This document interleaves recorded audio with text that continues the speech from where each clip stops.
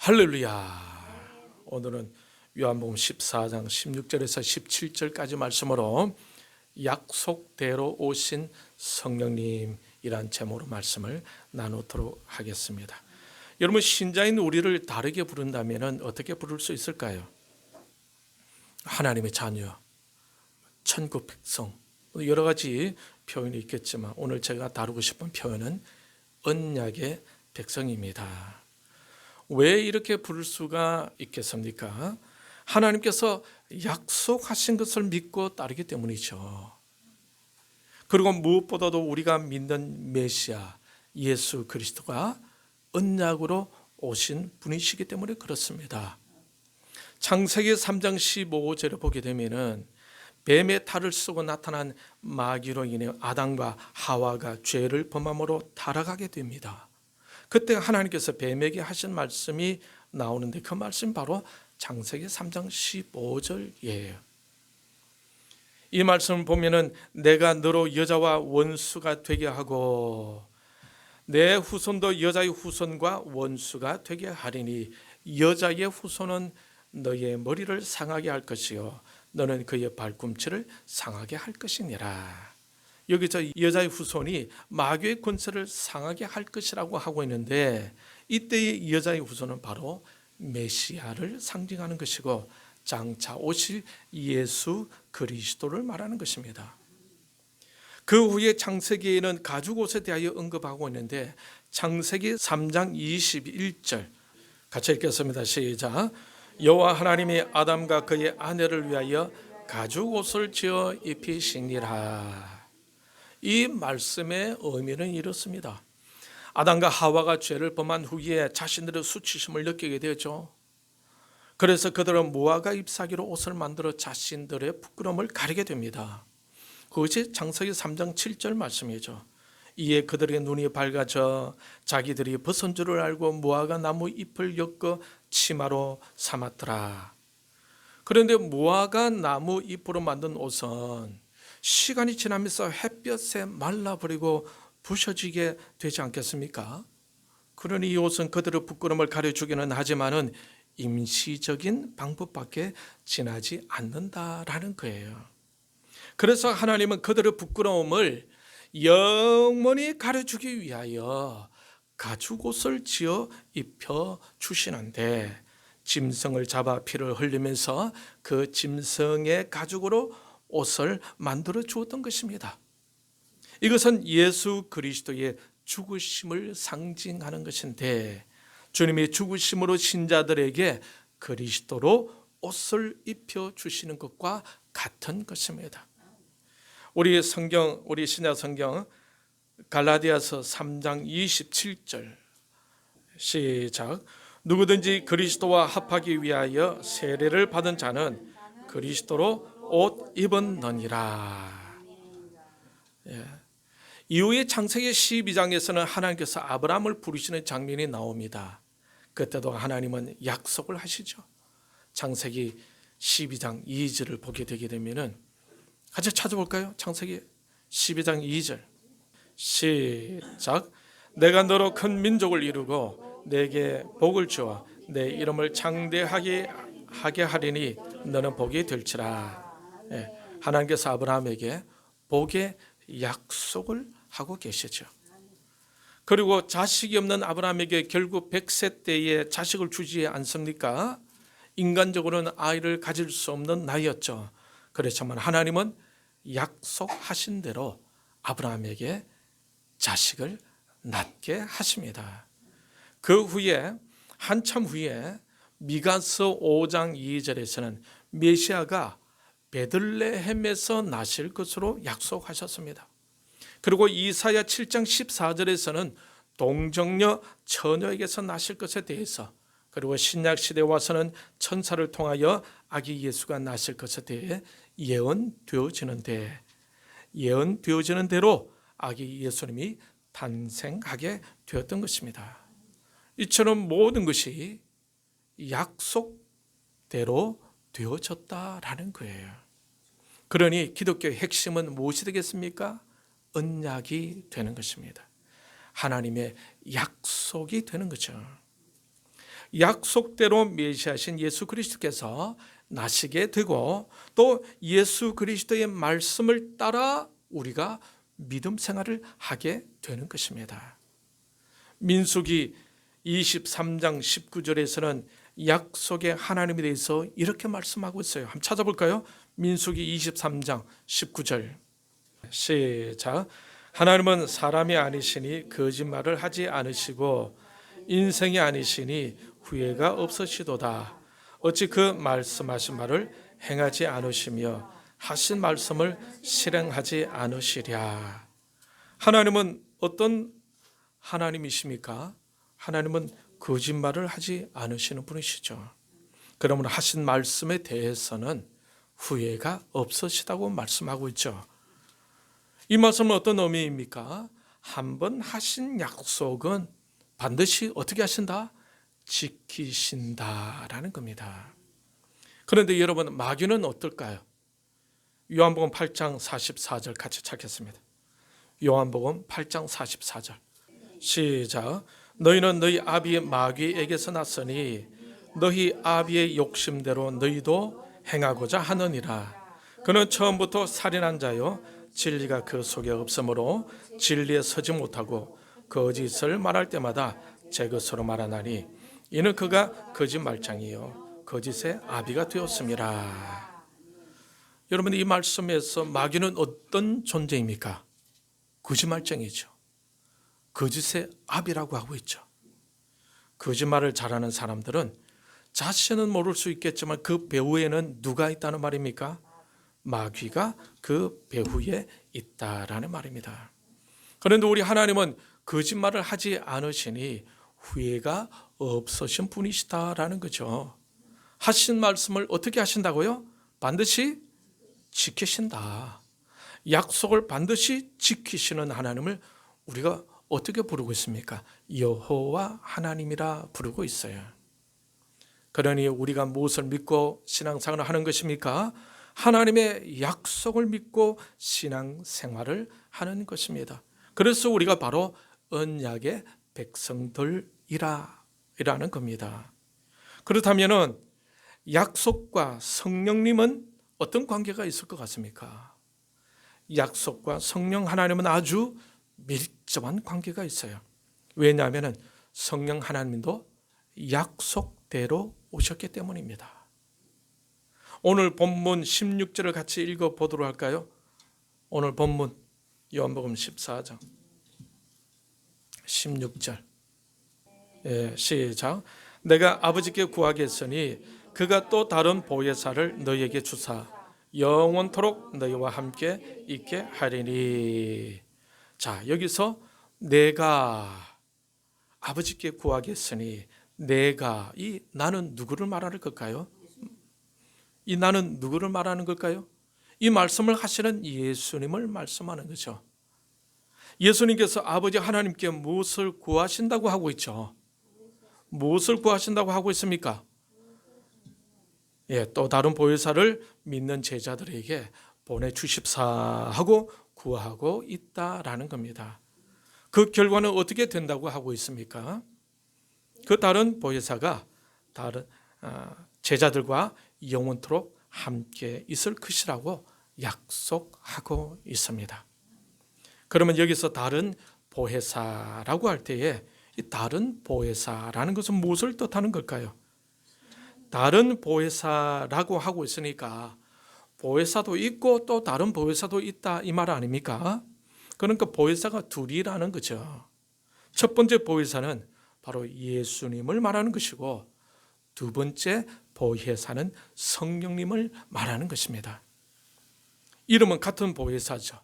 이 보혜사라는 말은 상담자, 위로자, 중보자라는 이런 의미를 가지고 있는데, 그래서 다른 보혜사는 말은 본질적으로는 의미가 같은데 개체가 서로 다르다라는 말이에요. 이처럼 성령 하나님, 즉 다른 보혜사를 제자들에게 보내주시기를 예수 그리스도께서 아버지 하나님께 기도를 하고 계시는데, 그 기도대로 오시되 영원토록 제자들과 신자들과 함께 하신다라는 겁니다. 요한복음 14장 26절을 여러분 한번 같이 읽겠습니다. 14장 26절 찾았습니까? 시작. 보혜사 곧 아버지께서 내 이름으로 보내실 성령 그가 너희에게 모든 것을 가르치고 내가 너희에게 말한 모든 것을 생각나게 하리라. 그러니 성령 하나님은 예수 그리스도의 이름으로 아버지께서 보내신다는 약속을 우리는 이 구절에서 발견할 수가 있어요. 이러한 약속은 요한복음 15장 26절에서도 볼 수가 있습니다. 한번 찾아볼까요? 요한복음 15장 26절 시작. 내가 아버지께로부터 너희에게 보낼 보혜사 곧 아버지께로부터 나오시는 진리의 성령이 오실 때에 그가 나를 증언하실 것이요. 내가 아버지께로부터 너희에게 보낼 보혜사라고 하고 있죠. 여기서는 예수님께서 아버지께 간구하여 너희에게 보혜사를 보낸다라는 의미를 발견할 수가 있습니다. 이렇게 성령 하나님을 예수님께서 보내신다는 내용은 요한복음 16장 7절에서도 볼 수가 있습니다. 한번 찾아보겠습니다. 요한복음 16장 7절 찾았습니까? 시작. 그러나 내가 너희에게 실상을 말하노니 내가 떠나가는 것이 너희에게 유익이라. 내가 떠나가지 아니하면 보혜사가 너희에게로 오시지 아니할 것이요 가면 내가 그를 너희에게로 보내리니. 여기서는 주님은 이렇게 말씀하십니다. 내가 떠나가지 아니하면 보혜사가 너희에게로 오시지 아니한다라고 말이죠. 주님이 가면은 주님이 보혜사 성령님을 너희에게로 보내겠다고 약속하고 있는 거예요. 주님은 이 땅에 오셨다가 십자가 달려 돌아가셨죠. 그리고는 부활하셔서 40여일 동안 이 땅에서 제자들과 함께 계시다가 성천하셨습니다. 주님이 하늘로 올라가셨죠. 주님이 가시면 어떻게 해주시겠다고 약속하셨습니까? 성령님을 너희에게로 보내겠다라고 약속하셨어요. 그래서 사도행전 1장 4절에서 예수님께서는 제자들에게 이렇게 명령하고 있습니다. 사도행전 1장 4절 찾았습니까? 시작. 사도와 함께 모이사 그들에게 분부하여 이르시되 예루살렘을 떠나지 말고 내게서 들은 바 아버지께서 약속하신 것을 기다리라. 예수님께서 제자들에게 뭐라고 명령하셨습니까? 예루살렘을 떠나지 말고 내게서 들은 바 아버지께서 약속하신 것을 기다리라. 약속하신 것이 무엇입니까? 성령님이십니다. 우리가 예수를 믿고 예수님 말씀을 의지해서 신앙생활을 하고 있죠. 좀 더 구체적으로 우리는 무엇을 믿고 신앙생활을 합니까? 하나님의 약속입니다. 언약을 믿고 신앙생활을 하는 거예요. 그렇다면 우리가 이 약속을 믿는다면 무엇도 믿어야 하겠습니까? 성령님을 보내신다는 예수님의 말씀도 믿어야 하겠죠. 주님은 하늘로 이미 오래전에 가셨어요. 가시면서 무엇을 보내겠다고 약속하셨습니까? 보혜사 성령 하나님. 그러니 그 보혜사 성령 하나님께서 요한복음 14장 16절 말씀처럼 우리 가운데 영원토록 함께 하심을 믿어야 하는 것입니다. 비가 와도 성령께서 함께 하시고, 눈이 와도 성령께서 함께 하시고, 태풍이 쳐도 성령께서 함께 하시고, 전쟁이 일어나도 성령께서 함께 하시고, 벽을 두드려도 성령께서 함께 하시고, 성령 하나님은 영원토록 우리와 함께 하시는 것입니다.